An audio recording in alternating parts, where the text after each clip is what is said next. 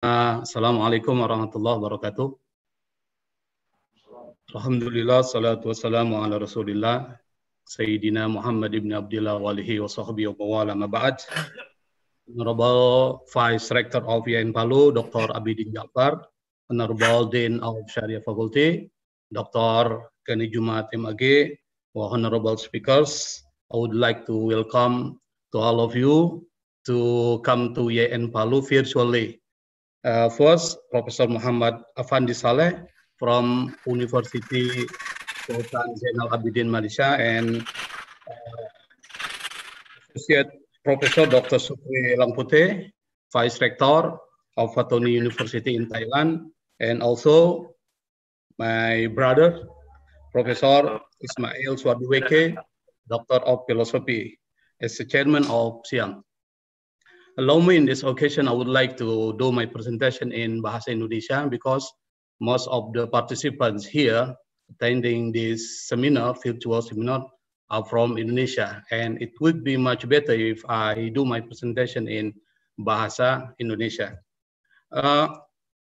Yang saya hormati Pak Dr. Topan, saya akan berbicara sedikit terkait dengan hal-hal yang saya pikir, yang saya renungi, yang saya baca dari beberapa literatur, terkait dengan integrasi sains dan hukum Islam. Beberapa pembicara sebelumnya fokus pada sains and Islam, tapi saya lihat belum menukik pada Islamic law. Nah, saya akan fokus nanti ke sana, tapi sebelum masuk ke wilayah tersebut, ada beberapa istilah yang saya pikir perlu kita pahami. Yang pertama adalah terkait dengan integrasi. Kata integrasi ini kan seakan-akan memunculkan sebuah problem bahwa sebelumnya ada persoalan konflik. Dan integrasi ini adalah sebuah solusi atau istilah yang dikemukakan oleh salah seorang penulis namanya Ian J. Barber dalam buku When Science Meets Religions. Dia menawarkan ada 4 pendekatan terkait dengan integrasi science and religion, sains dan agama. Ya, pendekatan yang dia berikan yang merupakan solusi itu adalah pada poin yang terakhir, yaitu dialog dan integrasi. Kenapa? Dalam tradisi masyarakat Barat, itu antara science and religion itu memang dalam posisi yang konfliktual. Karena memang sains di Barat itu free value, seperti dikatakan oleh Profesor Muhammad Afandi Saleh, free value memang bebas nilai. Nanti akan berbeda dengan tradisi sains dalam masyarakat Muslim. Nah, kita pernah belajar tentang sejarah konflik antara sains dan agama pada abad-abad lama.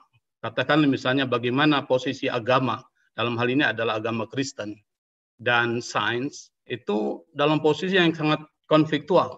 Sebagai contoh misalnya, kalau kita memang pernah belajar pengadilan terhadap Galileo pada tahun 1633, dan Galileo ini kita tahu, beliau ini mendukung teori Kopernikus bahwa bumi dan planet-planet berputar dalam orbit mengelilingi matahari. Dan dia menolak teori Ptolemeus yang mengatakan matahari dan planet-planet berputar mengelilingi bumi. Nah, ini bertentangan dengan gereja. Lalu kemudian gereja mengambil satu tindakan, memberikan sanksi terhadap Galileo yang kemudian dihukum. Lalu kemudian diberikan tahanan rumah, dan Galileo ini dihukum, dia harus mengucapkan doa-doa di gereja. Ini salah satu bentuk penghinaan terhadap seorang intelektual dan akademisi saat itu. Yang kedua, kasus terkait dengan konflik antara agama, dalam hal ini agama Kristen dan gereja, terhadap teori evolusi Darwin. Teori evolusi Darwin ini memberikan satu kesan seakan-akan tidak ada intervensi agama dalam penciptaan manusia. Karena manusia menurut Darwin itu berasal dari kera. Jadi ada sejenis seleksi alam terkait dengan pertumbuhan. Jadi spesies manusia itu selalu berkembang, bermodifikasi, menyesuaikan dengan hukum alam. Nah, siapa yang kuat, itulah yang akan bertahan. The survival of the fittest, kata Darwin. Dia mengatakan yang paling bisa bertahan itu adalah yang mampu menyesuaikan diri dengan perubahan alam. Jadi kalau kita lihat tradisi masyarakat Barat terkait dengan relasi antara agama dan sains itu memang berada dalam posisi yang sangat konfliktual, posisi yang sangat bertentangan. Lalu kemudian muncul tokoh-tokoh yang mencoba mendialogkan antara agama dalam hal ini Kristen dengan sains. Salah satunya adalah Ian J. Barber Yang ini menjadi buku rujukan bagi orang-orang yang mempelajari religion and science. Ada banyak bukunya, tapi salah satu buku yang saya pikir penting adalah buku tentang When Science Meet Religion.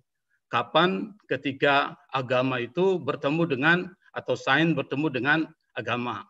Nah, ini yang dikatakan oleh Jean Barbour. Nah, lalu bagaimana relasi agama dan sains menurut perspektif Islam? Tentu berbeda. Kenapa berbeda? Sains dan Islam itu hubungan antara sains dan Islam dalam perspektif kitab suci kita itu adalah hubungan yang dialogis dan integrasi. Nanti integrasi kita akan bahasan bagaimana melakukan integrasi. Yang pertama adalah kalau kita lihat ajaran-ajaran Al-Quran itu memerintahkan tentang melakukan riset atau observasi dan penelitian ilmiah. Bahkan ayat pertama, Iqra bismi rabbikal ladzi khalaq, menggunakan kata Iqra bukan utlu. Utlu itu artinya membaca, Iqra membaca, tapi dengan pemahaman yang mendalam. Kata Iqra ini lalu kemudian memunculkan kata istiqra, yang dalam bahasa Arab itu adalah penelitian, melakukan observasi penelitian. Jadi Islam itu memerintahkan untuk melakukan penelitian yang kemudian melahirkan sains dan teknologi. Beberapa ayat itu bisa menjadi ayat motivasi untuk melakukan riset. Misalnya, Inna fi khalqis samawati wal ardi wa ikhtilafil laili wan nahar la ayatil liulil albab. Di dalam penciptaan langit dan bumi dan pergerakan malam dan siang dan perubahan malam dan siang itu ada tanda-tanda sains, tanda-tanda bagi orang-orang yang mau menggunakan akal pikiran lalu melakukan berbagai penelitian. Ayat lain mengatakan wa fi anfusikum afala tubsirun, terhadap diri kalian apakah kalian tidak melakukan observasi, pengamatan yang melahirkan sains tentang manusia, biologi, psikologi, neurologi dan lain sebagainya. Yang kedua, dalam sejarah kita melihat banyak ilmuwan-ilmuwan muslim, ulama dan saintis itu lahir yang dimotivasi oleh motivasi keagamaan yang kemudian memunculkan tokoh-tokoh yang sangat berpengaruh di dunia muslim dan juga di dunia barat. Kita mengenal seperti Ibnu Sina, kita mengenal seperti Al-Farabi, Ibnu Rus dan tokoh-tokoh lain yang sangat berpengaruh di dalam dunia muslim dan dalam dunia barat. Jadi saya ingin mengatakan bahwa bahkan karya-karya ilmiah mereka itu sangat dihargai di muslim dan dunia barat. Ada beberapa faktor yang membuat kenapa bisa muncul tokoh-tokoh besar pada zaman Abbasiyah itu. Prof. Mulyadi Kertanegara dalam bukunya itu pernah mengatakan, yang pertama motivasi agama, dorongan agama. Dalam Islam itu agama memberikan dorongan yang sangat kuat untuk melakukan riset. Yang kedua, patronase penguasa terhadap ilmuwan dan apresiasi masyarakat terhadap ilmu dan para ulama. Nah, ini yang perlu kita kembalikan. Dalam konteks saat ini di dunia muslim, apalagi di Indonesia, apresiasi terhadap ilmu dan ulama, para saintis itu kurang.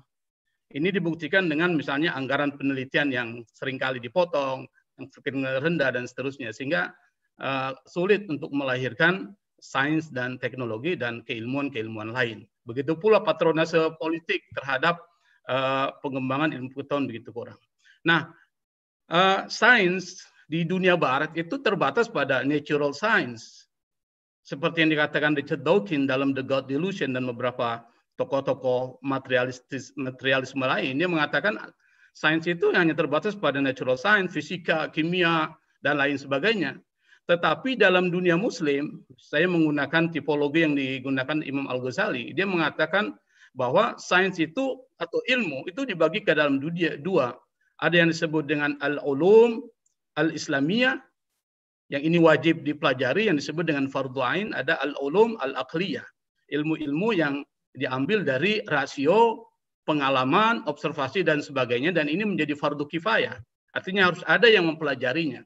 Nah, dari akal ini memunculkan filsafat atau humanities, dari pemikiran tajribah atau tajribi melahirkanlah beberapa penelitian seperti misalnya sosiologi, antropologi, psikologi, teknologi informasi yang masuk dalam tipologi sains juga. Jadi di dalam pemahaman saya, sains itu bersifat umum, dia bisa masuk natural science, social science, humanities, dan information technology. Nah, ini tipologi sains yang diberikan oleh Imam Al-Ghazali. Next, coba slide berikutnya. Oke, slide berikutnya. Oke, nah sekarang bagaimana integration of science atau integration of science and Islamic law. Nah, ini yang menjadi fokus diskusi kita adalah dalam pemahaman saya yang dimaksud dengan integrasi sains yang kemudian ini menjadi salah satu visi dari IAIN Palu adalah tentang integrasi keilmuan. Itu yang saya maksudkan di sini adalah melibatkan sains alam, sains sosial, humanities, termasuk di dalamnya filsafat, teknologi informasi ke dalam kajian hukum Islam. Baik sebagai bahan pelengkap atau complementary material, baik sebagai pendekatan atau approach, atau sebagai alat analisis, tool of analysis. Nah, ini yang perlu kita gerakkan, kita giatkan di dalam konteks IAIN Palu.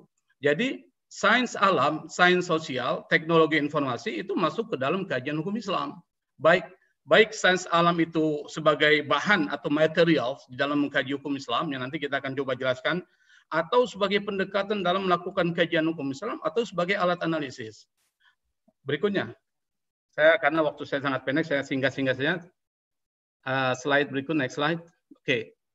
Nah, sebagai contoh misalnya, sebelumnya. Sebagai contoh misalnya, terkait dengan sains sebagai bahan pelengkap dalam kajian hukum Islam, misalnya dalam fikih ibadah. Persoalan yang pertama adalah banyak contoh yang sebenarnya saya ingin angkat, tapi ada beberapa hal yang saya pikir penting. Pertama, persoalan haid, menstruasi, siklus menstruasi atau siklus bulanan yang dialami para perempuan. Itu kalau tidak didekati atau ditambahkan informasinya dari ilmu-ilmu tentang anatomi dan kedokteran, maka sulit kita akan menentukan berapa lama seorang mengalami haid dan bagaimana hukum dan seterusnya, itu akan sulit. Jadi di situ membutuhkan bahan pelengkap yang disebut dengan ilmu kedokteran dan ilmu anatomi tubuh. Nah, ini yang perlu digiatkan di dalam konteks Institut Agama Islam Negeri Palu dan beberapa perguruan tinggi lain kalau ingin melakukan integrasi keilmuan. Yang kedua misalnya konteks penentuan arah kiblat, ini jelas sekali sainsnya dominan. Kita tidak mungkin bisa menggunakan secara intuisi terkait dengan arah kiblat. Kita membutuhkan seperangkat ilmu atau sains seperti astronomi, matematik atau geodesi. Dan orang-orang yang mempelajari falak mengukur arah kiblat ini ngerti bagaimana keilmuan ini memberikan manfaat yang sangat besar dalam penentuan arah kiblat. Nah, kalau sekarang lebih akurat lagi ketika menentukan arah kiblat, kita ada yang disebut dengan GPS misalnya. Ada menggunakan alat ukur geografis seperti geodesi dan seterusnya. Termasuk persoalan taharah, air dan tanah. Untuk mengatakan air itu suci atau tidak, itu ada beberapa ukuran-ukuran yang itu hanya bisa digunakan dengan ilmu kimia. Maka ilmu kimia menjadi penting ketika kita belajar tentang persoalan air dan tanah. Nah, ini yang saya maksud perlu ada bahan pelengkap dari sains untuk mendekati persoalan-persoalan taharah. Itu yang terkait dengan fikih ibadah. Nah, yang terkait dengan fikih keluarga itu banyak sekali. Misalnya seperti di dalam masyarakat kita ada namanya pernikahan endogami di wilayah Pasangkayu itu, malah antara pernikahan sepupu. Meskipun dalam Islam itu boleh, tapi ada beberapa efek kesehatan mungkin yang perlu dikaji. Nah, ini kan membutuhkan seperangkat ilmu seperti biologi dan ilmu-ilmu lain yang mendukung persoalan tersebut. Nah, persoalan pernikahan via video call misalnya. Di dalam fikih keluarga itu kan kita mengatakan bahwa sahnya sebuah akad itu fi majlisin wahid. Harus satu tempat. Kalau tidak satu tempat, tidak bisa. Nah, kemudian makna majelis wahid ini mengalami perkembangan dengan teknologi informasi. Maka di sinilah membutuhkan yang disebut dengan seperangkat keilmuan atau sains, yaitu information technology. Termasuk persoalan nasab anak, membutuhkan keilmuan sains seperti DNA misalnya, dan seterusnya. Artinya apa? Fikih itu tidak akan bisa terlepas kalau tidak dibantu oleh sains. Karena antara sains dan Islam itu tidak bertentangan. Nah, termasuk persoalan kita sekarang. Dulu orang kalau sholat itu harus merapatkan shaf, barisan. Bahkan dalam kitab-kitab fikih itu yang lebih ekstrim tidak akan sah kalau tidak dirapatkan shaf. Meskipun dalam fikih Syafi'i itu hanya bersifat sunnah.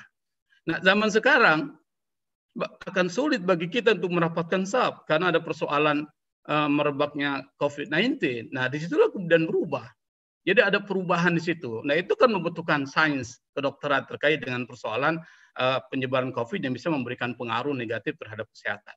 Jadi memelihara kesehatan, memelihara hifdzun nafs dengan menjaga kesehatan menjadi penting. Maka hukum-hukum berubah. Misalnya kalau kita lihat orang tawaf di Ka'bah, itu lebih indah dilihat ketimbang dia harus berdesak-desakan. Ada jarak-jarak yang saya pikir menarik. Nah, fikih muamalah sama.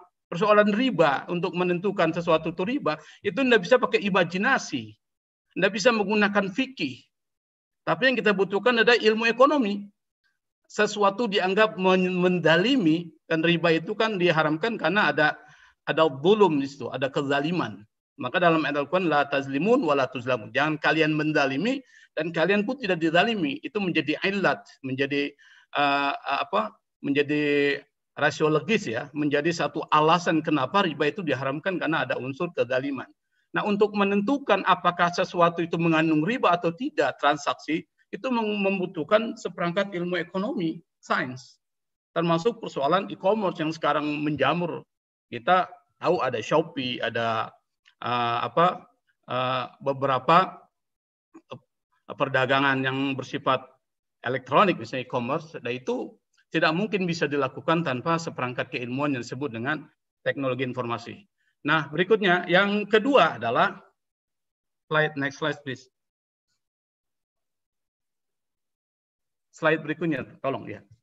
Oke, nah ini yang terakhir. Nah, ini yang saya pikir penting untuk konteks IAIN Palu adalah science as a tool of analysis atau as an approach. Jadi sains sebagai alat analisis, nah ini yang penting. Jadi isu-isu hukum Islam yang berkembang saat ini, itu perlu didekati dengan social science. Inilah dalam bahasa Prof. Amin Abdullah, guru saya di UIN Sunan Kalijaga, yang disebut dengan interkoneksitas. Harus mengkaitkan antara keilmuan atau sains, baik sains, natural science, social science, humanities, and information technology, ke dalam isu-isu hukum Islam, isu in Islamic law. Nah misalnya sebagai contoh, misalnya saya memberikan contoh. Persoalan poligami yang tadi diangkat oleh Dekan Fakultas Syariah, itu kalau kita menggunakan pendekatan fikih, kita akan membolehkan itu. Kenapa? Karena pendekatannya fikih. Fikih itu mengatakan boleh, tidak boleh. Tapi kalau kita menggunakan pendekatan social science, itu akan muncul bahwa poligami menjadi tidak boleh. Maka itulah kemudian sampai di wilayah Tunisia dan Maroko, poligami itu diharamkan. Sesuatu yang dalam Al-Quran dibolehkan, dalam konteks Tunisia, poligami itu diharamkan dan bentuk pidana dan harus dipenjara orang yang melakukan poligami di Tunisia, bahkan mendapatkan sanksi perdata. Nah, kenapa? Karena kajiannya menggunakan seperangkat ilmu-ilmu sosial. Saya memberikan contoh saja betapa pentingnya social science terkait dengan persoalan hukum Islam. Misalnya sebagai contoh, misalnya terkait dengan poligami. Itu ayat poligami. Kalau kita pahami, misalkan, kita harus dengan menggunakan pendekatan social science dan humanities, misalkan, itu akan nampak terlihat bahwa poligami itu bukan satu hukum asal, bukan satu hukum asal di mana orang dibolehkan untuk melakukan poligami. Tapi dia sebagai sebuah alternatif yang sangat ketat. Sebagai contoh misalnya, kalau kita lihat konteks ayat yang berbicara tentang poligami, misalkan dalam surat An-Nisa itu, ayat 3, wa in khiftum alla tuksitu fil yatama fankihu ma taba lakum minan nisa masna wa thulatsa wa ruba. Di sana dijelaskan kalau kalian khawatir tidak bisa berlaku adil terhadap anak-anak yatim. Anak-anak yatim di sana, fankihu maka nikahilah perempuan yang baik menurut kalian 2, 3 dan 4. Konteksnya adalah pada saat itu terjadi banyak peperangan yang memunculkan banyak janda dan banyak anak-anak yatim. Konteksnya seperti itu. Yang kedua, di dalam masyarakat Arab sebelum Islam datang, orang itu banyak melakukan pernikahan sampai ratusan orang, ratusan perempuan. Bahkan dalam satu riwayat ada kisah Gailan ad-Dimaski. Ketika dia masuk Islam, sebelum Islam dia punya istri 10. Ketika masuk Islam, Nabi mengatakan, ikhtar arba'an. Jadi pilih 4 orang dari 10 orang itu. Akhirnya dia pilih 4, yang lain dia ceraikan. Artinya apa? Nabi membatasi poligami liar. Dari yang banyak itu lalu dibatasi menjadi 4 maksimal. Nabi mengatakan 2 dulu. Kalau 2 tidak bisa, misalkan 3. Kalau 3, 4. Kalau kalian tidak bisa berlaku adil, fawahidah. Di sana menggunakan ta'dilu fawahidah. Kata adil dalam bahasa Arab itu keadilan kualitatif. Di dalam Al-Quran ada 2 yang digunakan, adlun dan qistun. Ta'adilu tuksitu, ada 2. Kata adlun di sana adalah keadilan yang bersifat kualitatif. Dia terkait dengan rasa. Al-Quran mengatakan kalian tidak mungkin bisa terkait dengan persoalan tidak bisa ada dalam satu hati dua orang. Itu dalam Al-Quran juga disebutkan seperti itu. Nah, pada ayat terakhir surat An-Nisa ayat 139 itu ditutup mati oleh Allah. Walan tastati'u an ta'dilu bainan nisa walau harastum. Kalian tidak akan pernah mampu pakai lan. An-nafyu lil istiqbal. Kalau orang belajar di bahasa Arab itu kata lan itu adalah satu bentuk pelarangan selamanya tidak bisa. Walan tastati'u an ta'dilu bainan nisa walau harastum. Kalian tidak akan bisa berlaku adil. Berlaku adil itu terhadap istri-istri kalian sekalipun kalian mau. Harastum itu lebih tinggi dari kata aradtum. Al-hirs dalam bahasa itu artinya tamak, rakus tuh. Keinginan tingkat tinggi namanya al-hirs. Walau harastum. Meskipun kalian mau tidak akan bisa melakukan itu. Nah, kalau kita ambil logika ayat poligami turun, itu membatasi yang banyak. Dan hanya memberikan rekomendasi untuk membantu anak-anak yatim. Lalu kemudian dibatasi. Kalau kalian tidak bisa berlaku adil, satu. Lalu ditutup dalam ayat surah An-Nisa, masih dalam surah yang sama, kalian tidak akan pernah bisa berlaku adil kalau meskipun kalian mau terhadap istri kalian. Artinya apa? Berarti Islam itu memang menutup poligami, kecuali dalam keadaan yang sangat emergensi. Emergensi itu kan tidak mungkin dibuka. Kalau kita punya pesawat, naik pesawat ada emergency exit, tidak mungkin itu pintu emergensi itu terbuka. Dia akan dibuka kalau dalam keadaan darurat. Nah, seperti itu. Nah, beda dengan masyarakat kita. Melakukan poligami itu bukan karena darurat, tapi karena hasrat. Disitulah bedanya antara karena Allah dan karena hasrat. Lillahi ta'ala wali syahwa itu kan beda sekali. Nah, saya pikir menggunakan seperangkat ilmu-ilmu sosial, ilmu-ilmu filsafat, humanitis, teknologi informasi, dan ilmu alam, itu penting supaya bisa membuat hukum Islam menjadi lebih berwarna. Kalau kita mendekati hukum Islam dengan pendekatan fikih, maka muncullah pandangan-pandangan yang kemudian dikritik oleh feminisme, dikritik oleh para tokoh-tokoh intelektual saat ini yang moderat, dan seterusnya. Saya pikir ini Pak Dr. Topan, beberapa sumbangsi pikiran saya terkait dengan bagaimana kita mengintegrasikan hukum Islam dengan sains. Dan saya pikir saat ini adalah waktunya kita mengubah mindset kita di YN Palu bahwa syariah itu harus melibatkan sains dan menggunakan sains sebagai approach and tool of analysis. Saya pikir itu. Wallahu musta'an. Wallahu muwaffiq ila aqwamit thoriq. Assalamualaikum warahmatullahi wabarakatuh.